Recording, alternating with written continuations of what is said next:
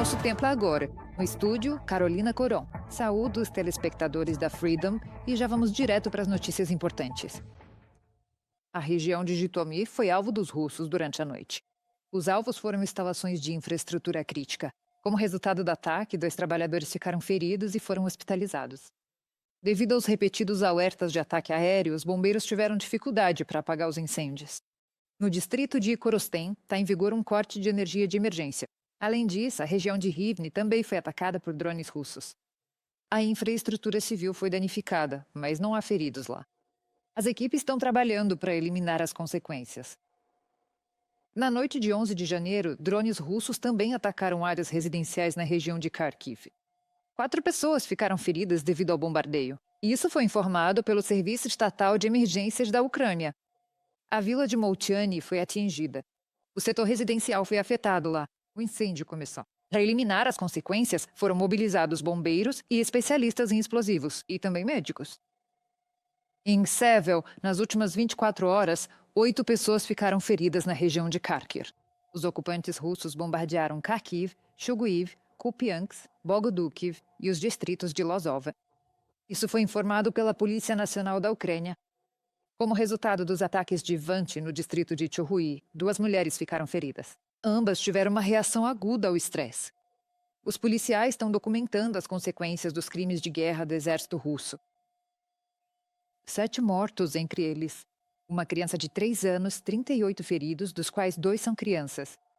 12 pessoas foram resgatadas. Em Kharkiv, foram concluídos os trabalhos de emergência no centro da cidade, no local da explosão, 2 de janeiro. Isso foi informado pelo prefeito Igor Teleikov. Lembro que naquela ocasião as tropas russas atingiram um prédio residencial com 2 mísseis Iskander. E na noite passada, toda a região de Zaporizhia ficou sem energia. Mais de 380 mil famílias ficaram sem luz. As autoridades locais classificaram a situação como emergencial, mas não especificaram o motivo do desligamento. Pela manhã, o fornecimento de energia foi parcialmente restabelecido. Na noite de 11 de janeiro, a Rússia lançou 154 drones de ataque contra a Ucrânia. O ataque aéreo foi combatido pela aviação, tropas de mísseis antiaéreos, unidades de guerra eletrônica e sistemas de drones, além de grupos móveis de fogo das forças de defesa da Ucrânia. Segundo dados preliminares da defesa antiaérea, 125 drones inimigos foram abatidos ou neutralizados. No início deste ano, o exército russo utilizou pela primeira vez o drone de ataque Geran-5 para atacar a Ucrânia. Isso foi informado pela Direção Principal de Inteligência da Ucrânia. Esse drone tem cerca de 6 metros de comprimento e uma envergadura de até 5,5 metros. O Ministério da Defesa acrescentou que, ao contrário das versões anteriores dessa linha de drones russos, o dispositivo foi projetado segundo um design aerodinâmico normal, e a maioria dos componentes principais são semelhantes a outros modelos russos, Geraniums ou Shaheds. O novo drone Geranium 5 possui uma ogiva de 90 quilos e um alcance declarado de mais de 1.000 quilômetros. Ele também pode ser equipado com um míssil Arar para combater a aviação ucraniana. Além disso, mais 1.130 ocupantes russos foram eliminados pelas forças de defesa da Ucrânia nas últimas 24 horas, segundo informou o Estado-Maior das Forças Armadas da Ucrânia. Assim, as perdas totais do exército russo desde o início da invasão em grande escala já chegam a quase 1.219.000 pessoas. Além disso, os defensores ucranianos destruíram ontem 11 tanques, 3 veículos blindados de combate, 44 sistemas de artilharia e um lançador múltiplo de foguetes. Também foram inutilizados 134 veículos automotivos russos. Ao norte de Pokrovsk, as tropas de ocupação russas tentaram atacar as posições ucranianas. Segundo relatos, no 7º Corpo das Tropas Aerotransportadas, mais de 20 soldados de infantaria russos tentaram aproveitar as condições climáticas para se moverem secretamente. No entanto, os paraquedistas ucranianos os detectaram a tempo e abriram fogo. Por causa disso, os russos interromperam o avanço e foram obrigados a se esconder em casas particulares ou porões. E durante o reconhecimento adicional, as forças de defesa da Ucrânia conseguiram eliminar os soldados de assalto inimigos. As tropas russas estão perdendo o controle sobre Kupiansk, na região de Kharkiv.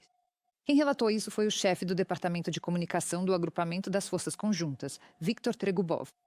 Ele também informou que, segundo estimativas preliminares, havia cerca de 80 militares russos em Kupiansk. No entanto, o número deles está diminuindo gradualmente. A varredura está sendo feita com cautela, para não colocar em risco nem os militares ucranianos que ainda permanecem na cidade, nem aqueles que estão diretamente executando essas tarefas. Segundo o porta-voz, a perda de Kupiansk e Kupiansk-Uzlovoi priva a Rússia da possibilidade de usar um importante entroncamento ferroviário. E, de fato, praticamente elimina novas ofensivas nessa direção. Nas últimas 24 horas, foram registradas 173 confrontos armados na linha de frente, conforme informa o Estado-Maior-General das Forças Armadas da Ucrânia. O maior número de ataques russos, 47, ocorreu na direção de Pokrovsk. As forças de defesa repeliram mais 23 ataques do exército russo no setor de Guliaipole da linha de frente. O inimigo tentou avançar 14 vezes na direção de Alexandrovsk e mais 13 vezes na direção de Konstantinovsk. Agentes do Ateste declararam ter realizado uma sabotagem bem-sucedida na região de Moscou, na Rússia, atingindo um elemento do sistema de defesa antiaérea, da 5ª Divisão de Defesa Antiaérea da Rússia. O movimento afirmou que destruiu uma torre de comunicação de uma unidade militar. Ela servia como ponto de comunicação e comando, além de garantir comunicação segura entre o comando e os subordinados. Também havia equipamentos de guerra eletrônica e interceptação de sinais instalados na torre.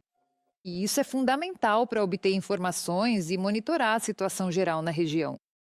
Os agentes destacam que enfraqueceram com o incêndio o potencial da defesa antiaérea na região central da Rússia. Os Estados Unidos anunciaram a intenção de interceptar todos os navios da chamada Frota Sombria, que transporta petróleo da Venezuela. Isso foi informado pelo representante do Pentágono, Sean Parnell, na rede social X. Ele destacou que o bloqueio no Mar do Caribe continua sendo eficaz. Segundo ele, nas últimas 24 horas, pelo menos 7 navios petroleiros da Frota Sombria tentaram mudar de rota para evitar a interceptação, entendendo que os Estados Unidos estão levando a situação a sério. Os dias em que atividades criminosas prosperavam no nosso hemisfério acabaram, graças ao presidente Trump e ao ministro Exit. O Pentágono, junto com nossos parceiros interagências, vai rastrear e interceptar todos os navios da Frota Sombria, que transportam petróleo venezuelano no momento e no local determinados por nós. Sean Parnell, representante do Pentágono na rede social X. Segundo os resultados de 2025, a Rússia ficou em primeiro lugar no mundo em termos de escala de desligamentos da internet. Isso foi informado pelo Centro de Combate à Desinformação junto ao Conselho de Segurança Nacional e Defesa da Ucrânia. A duração total da falta de cobertura foi de 37.166 horas. E as perdas econômicas são estimadas em quase 12 bilhões de dólares. Para comparação, a Venezuela ficou sem internet por cerca de 6.000 horas, 6 vezes menos. Especialistas têm certeza de que esses desligamentos se tornaram parte da política estatal da Rússia, voltada para o isolamento digital da população. A comunidade internacional deve considerar a importância de aumentar a pressão sobre o regime iraniano, devido à violência contra seu próprio povo e ao apoio à guerra criminosa da Rússia contra a Ucrânia.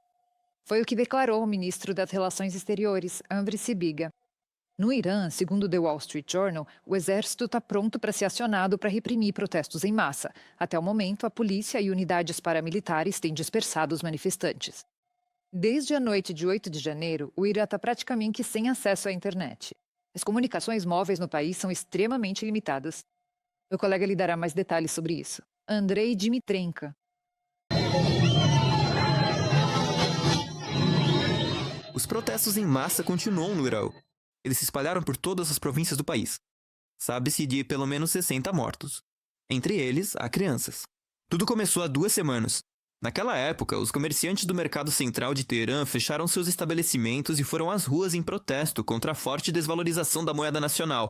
Outros moradores da cidade também se juntaram a eles. As autoridades imediatamente culparam os Estados Unidos e Israel pela organização dos distúrbios. Isso é uma questão econômica. Se acorda de manhã e tudo ficou mais caro. Os laticínios estão caros, o dólar está caro. O que isso tem a ver com Israel? As autoridades responderam aos protestos com a máxima dureza, com tiros, uso de equipamentos especiais, espancamentos e prisões em massa. Segundo informações de defensores dos direitos humanos, já são cerca de 2.000 detidos. Mas isso não impediu as pessoas. Há especialmente muitos estudantes e jovens nas ruas. As mulheres também foram às ruas. Elas protestam contra a discriminação e a violência cultivadas pelo regime. As autoridades iranianas reprimem qualquer tentativa de defender seus direitos. A repressão contra as mulheres é especialmente cruel. Foi exatamente assim que, em 2022, foi reprimida a manifestação sob o lema Mulher, Vida, Liberdade. Prisões, torturas e até assassinatos de ativistas já se tornaram norma para as autoridades iranianas. Agora, nas ruas das cidades do país, jovens mulheres queimam publicamente retratos de Ali Khamenei.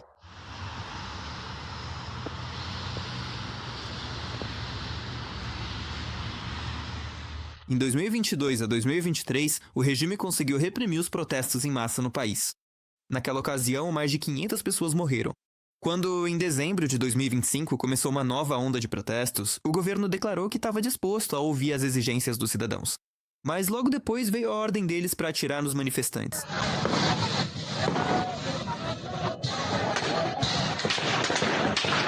O regime ameaça os participantes dos protestos com pena de morte. O presidente dos Estados Unidos, Donald Trump, declarou que Washington está pronto para tomar medidas decisivas para proteger os manifestantes. Não? Estamos acompanhando a situação de perto. Se eles começarem a matar pessoas, como no passado, eu acho que os Estados Unidos vão dar um golpe muito forte neles. O líder supremo do Irã, Ayatollah Ali Khamenei, está preparando um plano de fuga para a Rússia caso o governo não consiga reprimir os distúrbios, segundo o jornal The Times, citando um relatório da inteligência britânica. Desde o início dos protestos em massa, a presença de aviões de transporte militar russos em Teherã tornou-se mais frequente. Tudo indica que a Khamenei está exportando bens valiosos. Em primeiro lugar, o ouro vem do país, afirma o deputado britânico Tom Tugendhat. Vemos manifestantes extremamente corajosos nas ruas de todo o Irã, em diversas cidades e vilas. Mas também vemos aviões de carga russos pousando em Teherã, presumivelmente trazendo armas e munições. Recebemos relatos de que uma grande quantidade de ouro está sendo exportada do Irã. No entanto, o Khamenei não deve depositar muitas esperanças na Rússia. Putin pode facilmente abrir mão dele, segundo analistas da Deutsche Welle.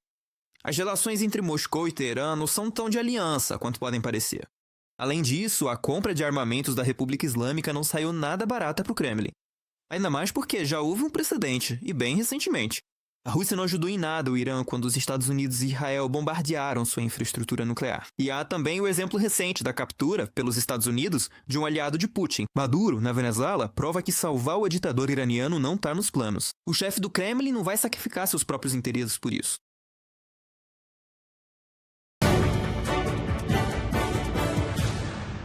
Vamos discutir o próximo tema em mais detalhes.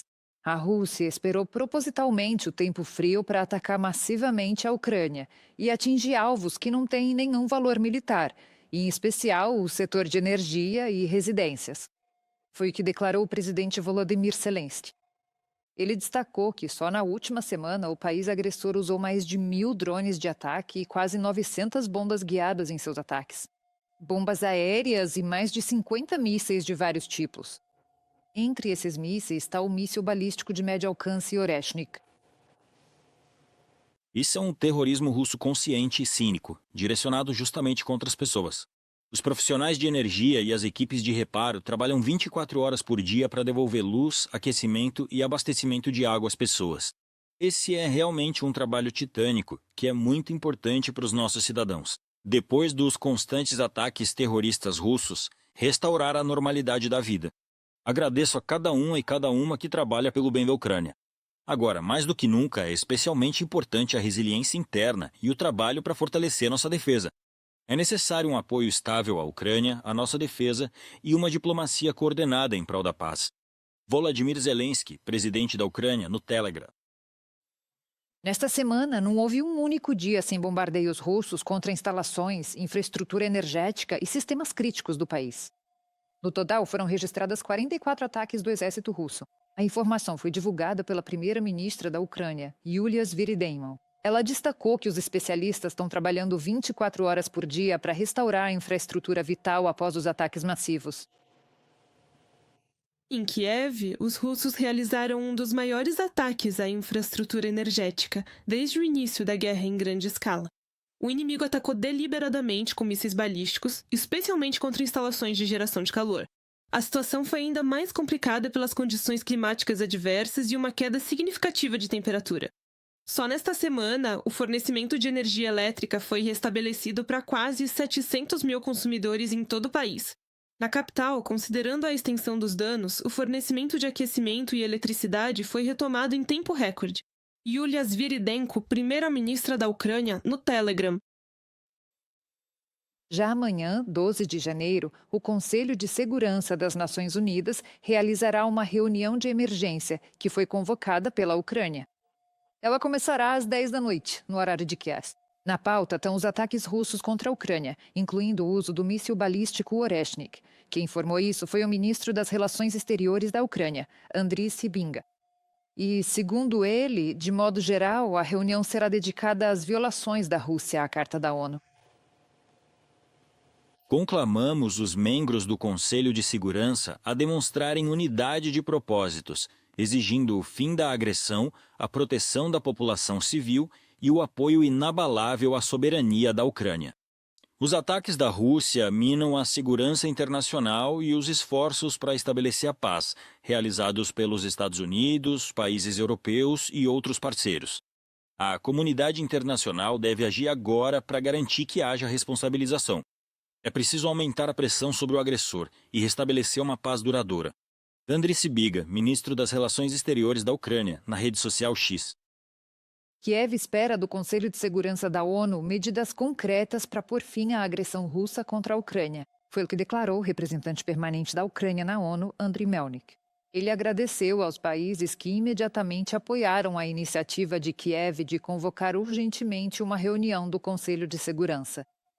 Entre eles destacam-se o Reino Unido, França, Grécia, Dinamarca e Letônia.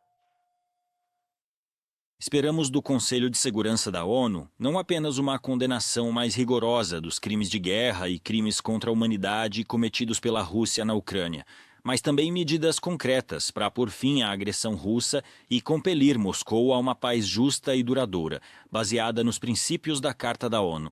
Andriy Melnik, representante permanente da Ucrânia junto à ONU no Facebook. Inscreva-se no nosso canal UATV Português e mantenha-se atualizado com os eventos mais importantes, as principais notícias da Ucrânia e do mundo, análises profundas, reportagens exclusivas e entrevistas. Tudo ao alcance da sua mão em nosso canal. Junte-se à nossa comunidade de espectadores e mantenha-se conectado.